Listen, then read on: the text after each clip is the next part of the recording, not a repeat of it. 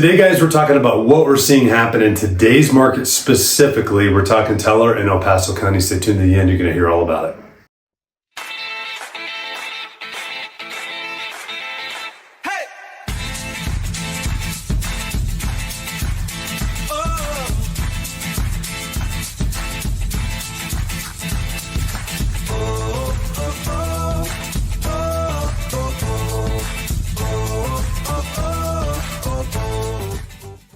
Hey guys, I'm James Dean, team leader of the James D. Mountain Homes team. Thank you so much for watching these videos. Just really quick before we get into the meat of this video, I just wanted to make sure if you haven't done so already, hit that subscription button down below, hit that notification bell. That keeps you updated on all the new videos that we have coming out weekly.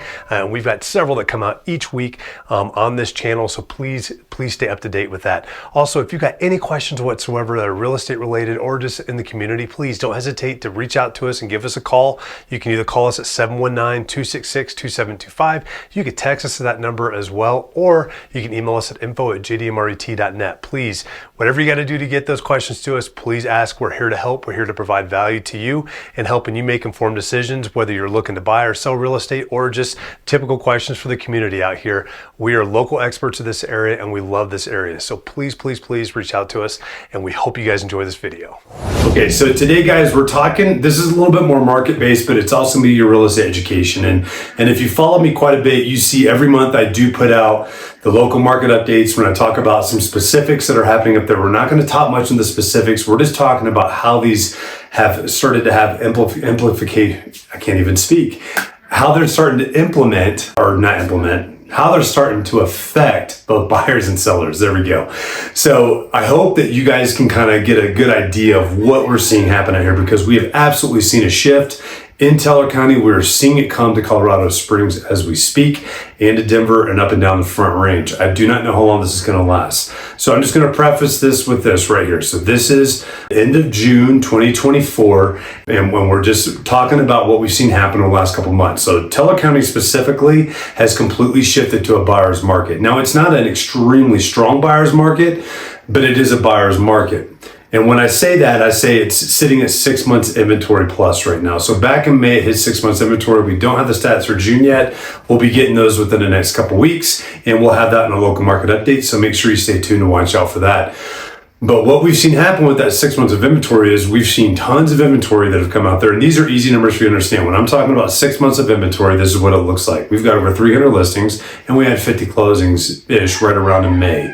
So 50 into 306, we have 6 months of inventory, just so you understand what I'm talking about when I'm talking about inventory levels. So that's completely changed to what we've had even just a few months ago when it was still more of a sellers to a balanced market. It's completely flipped, and we're in the buying season. We have a lot of different effects that's caused both on the seller and the buyer side. On the seller side, we still have a lot of sellers out there that are expecting to get more than what their list price is. That's just flat out not happening. We're seeing kind of a dead spot too, which this is interesting. Things below the median housing prices up here in Teller County are for the most part selling pretty easily. Things above $1 million that are higher end, that are on massive pieces of land, those are selling pretty normally as well. They haven't really changed. Where we've seen the biggest impact is that middle in between section. So that 550 to 600,000 up to 800 or 900,000 range, really just under $1 million range, that's just sitting there, and there's just no buyers out there really looking much at all. So that's another little anomaly, and we're not the only ones in the US that are seeing this. As I'm doing research and listening to different folks that are in different parts of the US, this same anomaly is happening across the board.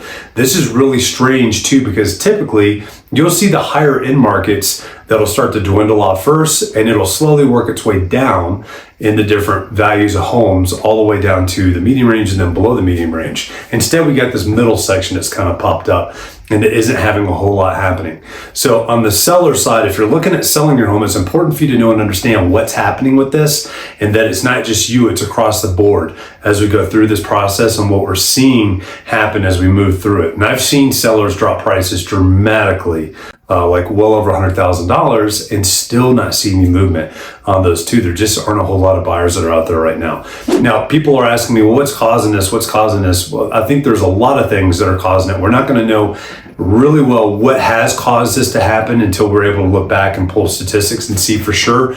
But I think what we're seeing, number one, is we're seeing a lot of folks in that price point that usually require a loan, and interest rates are just crappy still. They haven't budged, they haven't done anything at all. Plus, we have the election coming up that has a lot of people uncertain and nervous about what's going to happen, who's going to become president, and what's going to happen with that process.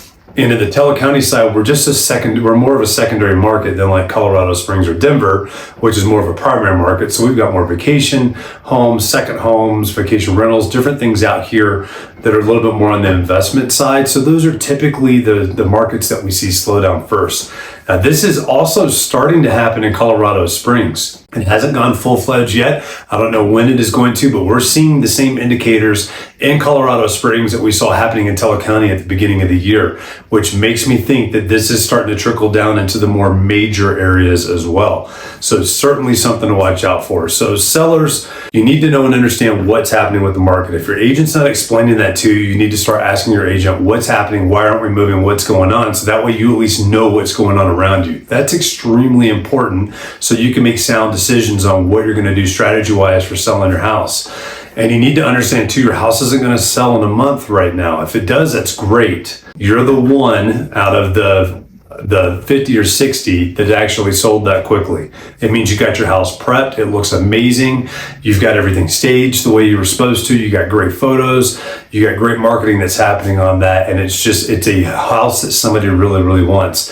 If you have a house that's a little bit harder to sell in any market out there, it's definitely going to be harder to sell in this one too. So you need to do everything you can to kind of cheat your way into getting as many showings as possible to try to get those buyers in there so you can get some offers. But you also need to remember too, once you get your house under contract, you really need to be careful as you're negotiating because you no longer have the power on there. And you need to make sure that things that you're forcing and you're doing is a win-win for both you and the buyer. Because I see a lot of sellers out there right now that are absolutely not trying to help make sure they make it to closing. And I've seen them destroy a lot of contracts and under contracts, and buyers walk and then their house ends up right back on the market because they weren't handling it in such a way that would both be a win for them and a win for the buyers. They were just trying to hold on to everything they possibly could.